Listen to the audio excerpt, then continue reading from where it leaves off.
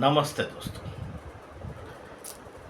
बहुत दिन से कुछ ऐसी कुछ पढ़ने कविता नहीं आई या कोई ऐसा कुछ खास मेरे अ, सामने कुछ आया नहीं। बट आज दोपहर में अचानक मेरे सामने कुछ पंक्तियाँ ज़हन में आने लगी, कुछ उसके ऊपर मेरा मंथन चलने लगा और मैं सोचा कि चलो आपसे ये पंक्तियाँ, ये कविता मैं आपके साथ शेयर करूँ। ये कविता गीत गज़ल, ये काव्य संग्रह है। गीत गज़ल पिताजी का काव्य संग्रह है। इसमें इन्होंने जीत के लिए ही, कविता का शीर्षक है जीत के लिए ही, ये बहुत ही सुंदर कविता लिखी है। ये कविता मेरे दोपहर में ज़हन में आने लगी, मैं उसके बारे में सोचता रहा कि आदमी की ज़िंदगी में जीतना कितना अहम भी होता है।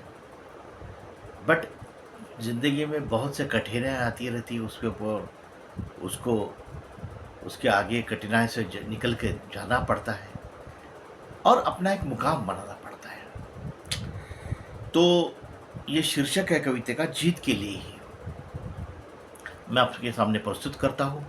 उम्मीद हो तो आपको भी पसंद आ जाए।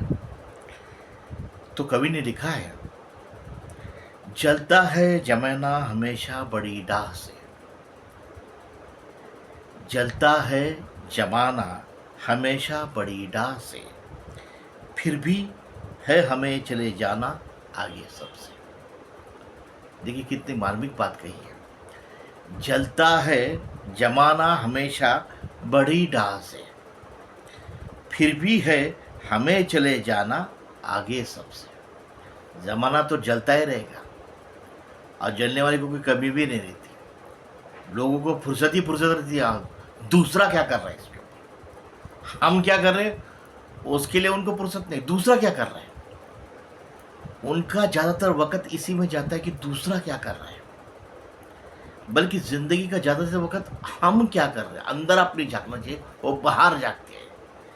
इसलिए कवि ने लिखा है, जलता है जमाना हमेशा बड़ी डाह से, फिर भी हमें चले जाना है आगे सबसे। हमको तो अपने अपने रास्ते से आगे जाना है। जमाना जलता है तो चलने दो, रुकेगा ना कभी छूटन प्यारी काँव काँव से, रुकेगा ना कभी छूटन प्यारी काँव काँव से, उड़ेगा ये हंस मानस मोती की दुलार से। देखिए बड़े मार्मिक लिखा है कवि ने। रुकेगा ना कभी छूटन प्यारी काँव काँव से, उड़ेगा ये हंस मानस मोती के दुलार से। हंस को तो उड़ना ही है, कौओं को तो काँव काँव ही करना है, वो नीति है। थक जाते हैं कायर श्वान भी बेकार भवों से, थक जाते हैं कायर श्वान भी बेकार भवों से, आगे ही है निकल जाता हाथी मस्त मस्त चाल से।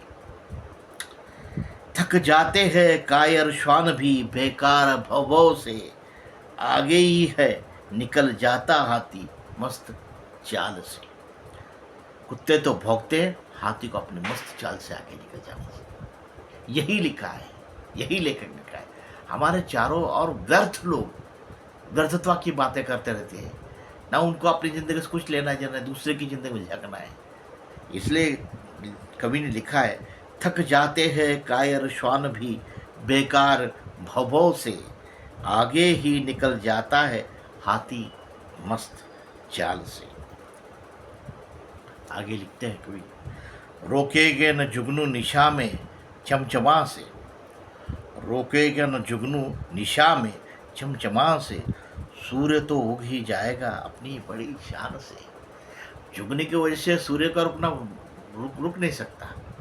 जुगनू तो अंधेरे में चमकते हैं, और सूरज तो उगना ही है। इसलिए कवि लिखते हैं, रोकेगा न जुगनू निशा में चमचमा से, सूर्य तो उग ही जाएगा अपनी बड़ी शान से।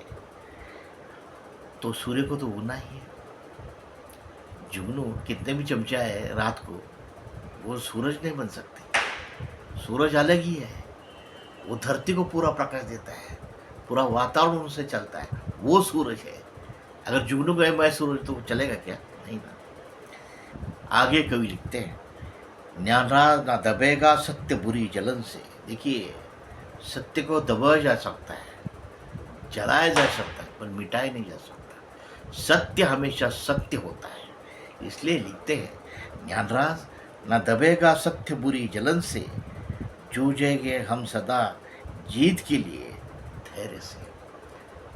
जूझना पड़ता है जीत के लिए, धैर्य से लगाना पड़ता है, तभी वो सत्य सोने जैसा निखर के सामने आता है। यही कवि को कहना है, जीत के लिए ही। बड़ी अच्छी कविता है, इसमें सार भी बहुत अच्छा दिया है उन्होंने, और मैं उम्मीद करता हूँ आपको ये कविता अच्छी लगी होगी।